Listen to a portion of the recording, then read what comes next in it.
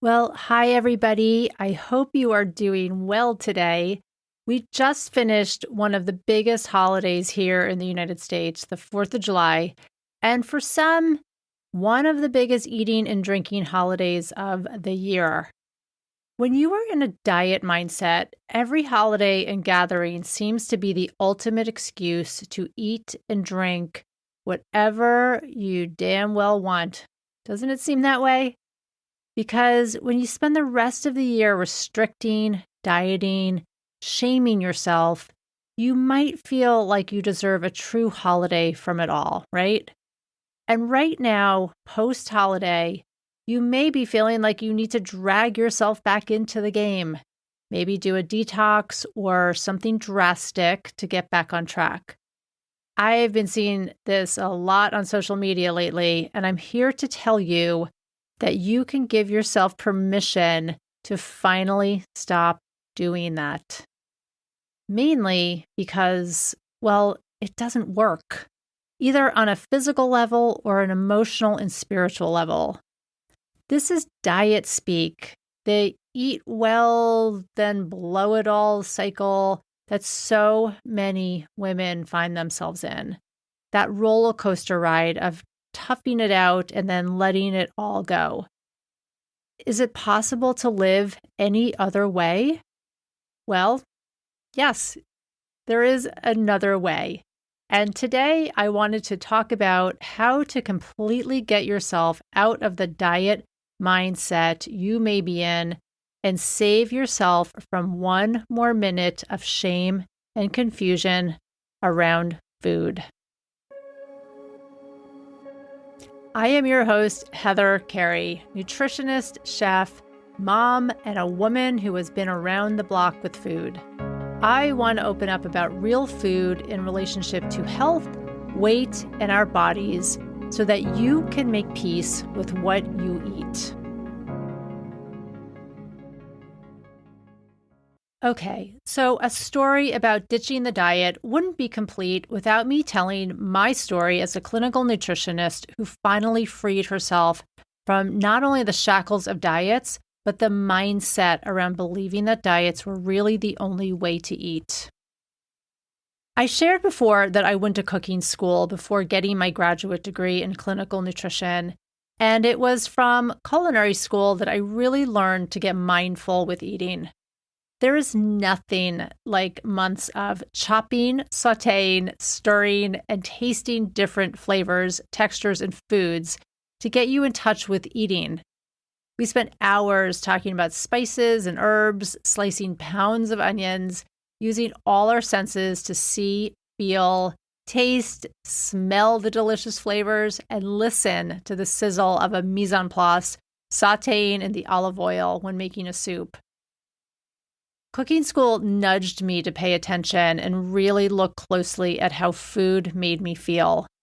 Did I feel dragged down after eating a hearty winter vegetable and bean soup, or did I feel energized? Did animal protein serve my energy better? I explored all types of vegetables, learned ways to make desserts with less refined sugar, and overall, I was taught how to make real healthy food taste delicious. So when I went to school to get my master's degree in clinical nutrition, things were wildly different.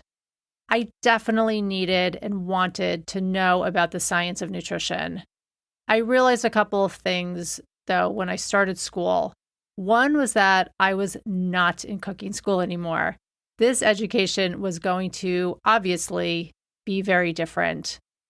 Learning the science meant learning theories on how to lose weight effectively, using food to help with disease states, and coaching clients. But wow, what a difference. There is nothing mindful about a scientific eating plan. It is actually the furthest thing from that.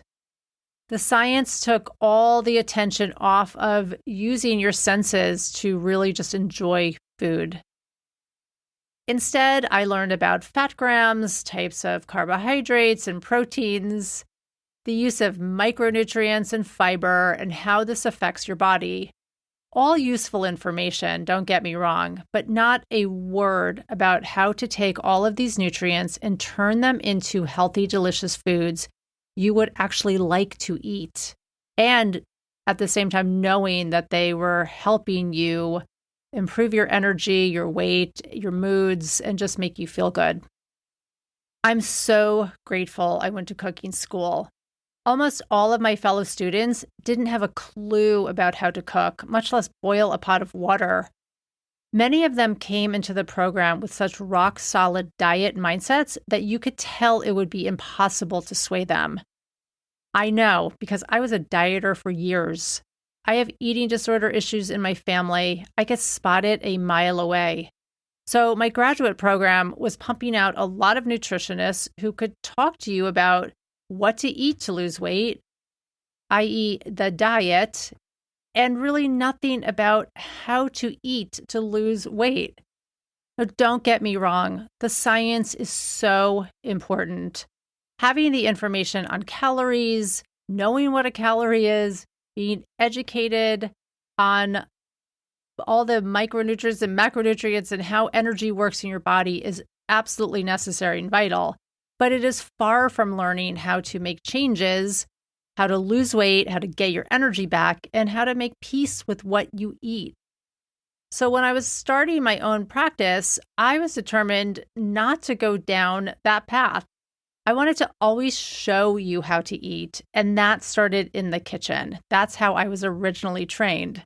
I wanted women to happily join me in the kitchen, to learn what I had learned, to learn like I had learned with all of their senses. I wanted you to love food as much as I did. And then I had a couple of really big reality checks. So for my first reality check, I had a lot of very determined women come into my office and say right off the bat, just tell me what to eat. And there I was feeling a lot of pressure into creating meal plans that they rarely followed and being thrown off track by the guidance of my school. Most women were so conditioned by someone else's diet plan and to mindlessly follow it that it never occurred to them to be more mindful and intuitive with their eating. But it occurred to me, and I was typically met with so much resistance that I felt a lot of pressure to just create meal plans for women. I talked last time about the confusion around food in the last episode and how we even got here. When you don't have solid guidance on how to nourish yourselves, eating becomes an act of desperation. When you are told by food marketers that their convenience foods are supposed to be healthy, it's so easy to fall into the trap. And when you're gaining weight from overeating those processed foods, sugar, and alcohol, and don't know how to get back on track, it is natural and normal to gravitate towards the next best diet, the next shiny object. So when you start to hear that it worked for your cousin's best friend and they lost 50 pounds without even realizing it, and it was easy, and look at how great they look, how can you not be intrigued? We all want fast, quick, and painless. Having to put in what seems like a lot of effort or a lot of time, especially when we live in a world of quick gratification, can feel like your impatience meter is just about to go through the roof. So the second reality check I had when starting my own practice was the disconnect between eating, getting healthy, and getting into the kitchen. In order to be mindful and present with your food, you have to be comfortable in your kitchen and simply be comfortable with cooking food with all of your senses. I have to admit, I was totally unprepared for women being inhibited by their kitchens. I naively assumed that my clients would be excited to cook and would be looking forward to experimenting with new foods. What I was totally unprepared for was the tremendous amount of fear around the kitchen and food. I quickly learned that not everyone grew up with adults that cooked around them as role models, or with adults that even enjoyed food to show them how to really enjoy food themselves, or even a parent or a grandma that cooked. If you were not raised with cooks or people cooking around you, how do you know how to cook? We're not born with a mixing spoon in our hands.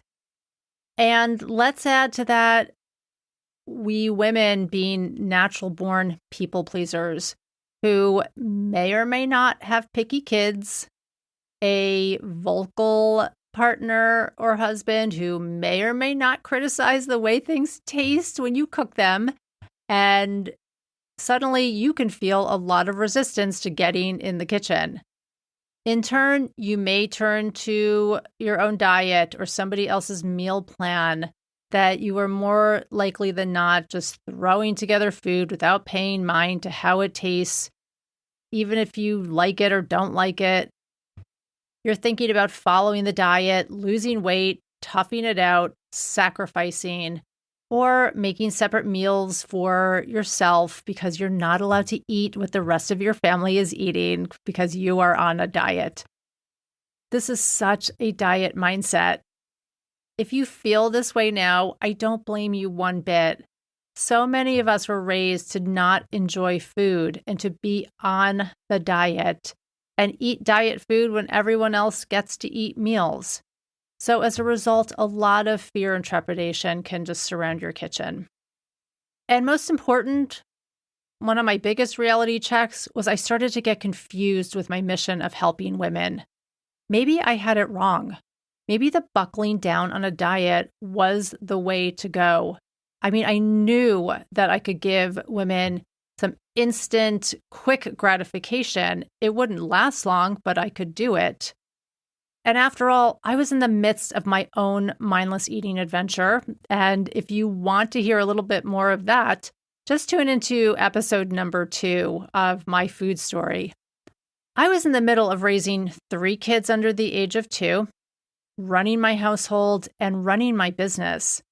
To put it plainly, I was doing a fair amount of numbing out with food and wine, thinking this was making me feel better or giving myself a break. I knew what made me feel so good when I was in cooking school, and I also knew that my life was getting in the way of what I believed to be so true about food and weight. I knew that diets did not work. I had been on a bunch of them growing up. But what do you do when you are busy, stressed out, and burnt out, and you really just want someone to tell you what to do? And fast. When you just don't want to have to put in the work or effort. Just tell me what to eat. I hear this all the time. And make it super simple on top of it. Unfortunately, we live in a world of stress and busyness. Busy is a badge of honor for so many women. It certainly used to be for me. Saying I'm so busy must mean you are doing great things and accomplishing so much. In my world now, busy says, I don't have the time to care for myself first. And if you don't have the time for you, you do not have time to care enough to lose weight in a mindful, kind way. The only way, as far as I'm concerned, to losing weight.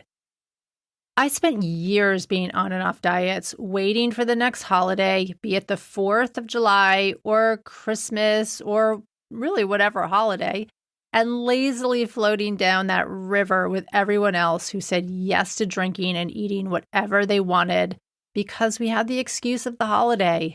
Everyone was doing it. It was group mentality. And in turn, everyone was then rebounding off onto another diet right after. So what is the real definition of a dieting mindset? And how can we turn this around to make smart food choices that last, where you can lose weight, you can up your energy, and overall just feel really good about what you're eating every day?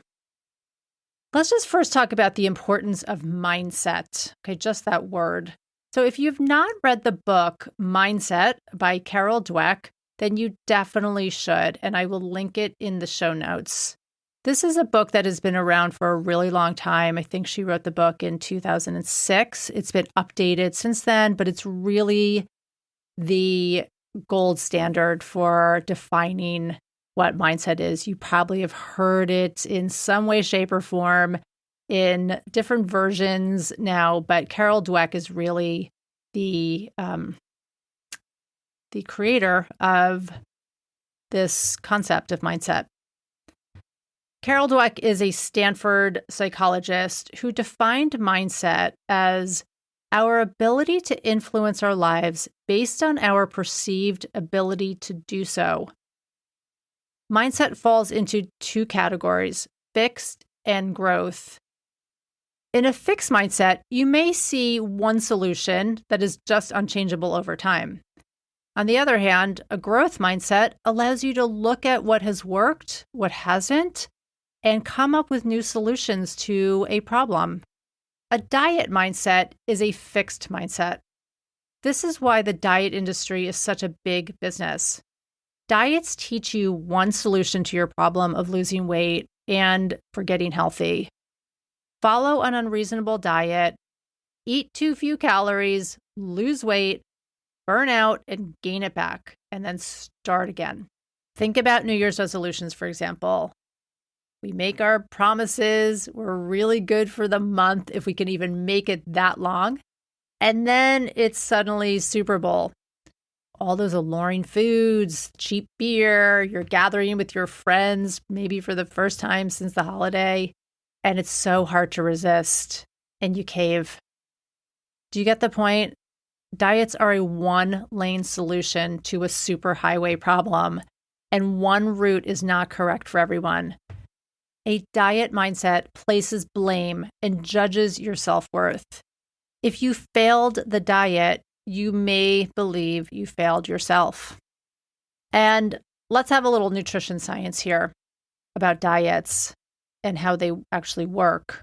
When you start to diet and undereat, your brain gets really smart. It begins to believe that you are starving. And in turn, your metabolism slows down to conserve all of your calories.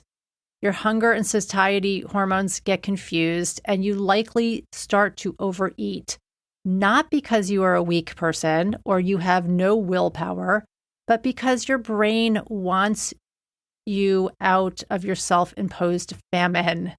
Now, you're not starving. We know that. You're not stranded on a desert island, but your brain, being that it is, believes this.